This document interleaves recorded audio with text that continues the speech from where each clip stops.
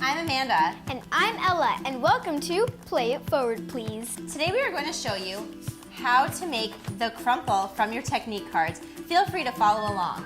This is the easiest of the techniques because all you have to do is crumple! Okay, so you're going to crumple it really nice and tight, and then I'm going to be doing the Crumple Plus, and Ella's going to be doing the Crumple hashtag. So for the Crumple Plus, you're just going to make a plus sign. So one side to side and one up and down. And for the hashtag, your rubber bands are going to be 2 up and down and 2 across. Think of it like a hashtag.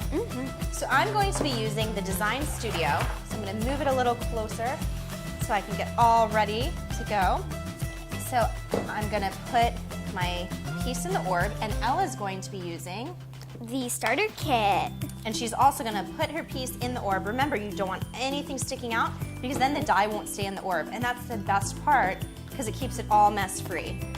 So you're going to put your orb together, adjust if you have any little pieces sticking out anywhere, and then you're going to use your yellow locking mechanisms. And if you're confused about what any pieces are called or want more tips and tricks, feel free to watch that video also. So we're going to lock it in. For the Design Studio, after this part, you're going to stick it into this, and then you're going to put the pink end pieces on to really lock it in and keep the dye. For the starter kit, all you have to do is put it together, and then you're just going to put the 2 end pieces on. Sometimes it takes a second to figure out the best way to fit it in your orb. That's okay. And then I like to use the handle to lock it into place. 2 different ways that you can do this, and both of them are very fun. This one's all about the turning, and that one's about the shaking. So put on your end pieces. And now we are ready to what? Dye, my favorite part. It is the best part, for sure. So I'm going to be using yellow and red. What colors are you going to use, Ella? Red and blue. Okay, and remember, use the lighter colors first. And you're going to want to stick it in as many places you want. Remember, the more dye and the more places you put it, the darker your piece will be and the more colorful.